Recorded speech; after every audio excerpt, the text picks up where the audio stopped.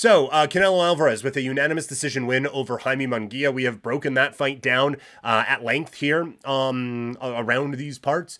I still think when you look at pound for pound rankings, you have to go Inoue 1 after a really solid win on Monday morning that I still can't find here in Canada, which is endlessly frustrating.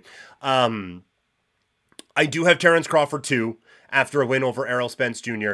And I do have Usyk 3, what he was able to do in heavyweight moving up from cruiserweight. And then I have Canelo at 4, but a very, very strong top 4. For Canelo, look, the Terence Crawford fight is so much fun.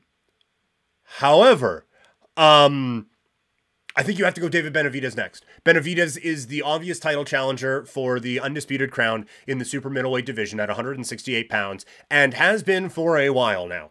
And for whatever reason, Canelo's team, I always say Canelo, it is Canelo's team, and I don't know who has the biggest say in what. I would venture to guess that Canelo Alvarez hasn't been afraid of a fight in his life.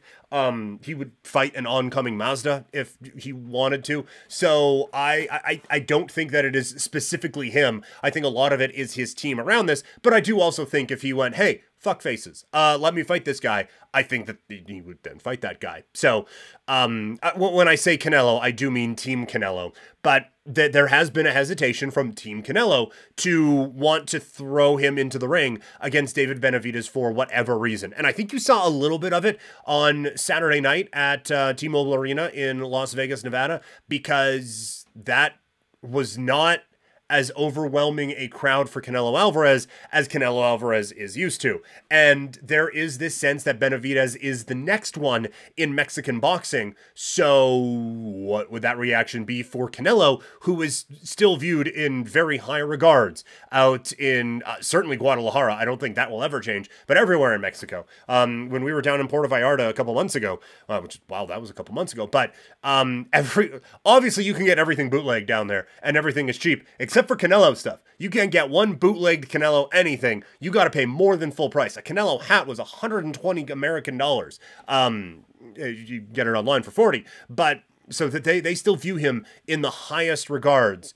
And maybe there is a concern for damaging that reputation, but I think David Benavidez has to be the one next. And then if you want to do Canelo against Benavidez in September, and then you want to do Canelo against Terence Crawford, Cinco de Mayo weekend, or whenever Saudi Arabia wants them to do it, then go for it that way. But I still think you need to take care of the David Benavidez part. That Crawford fight will be there even if he loses, quite frankly.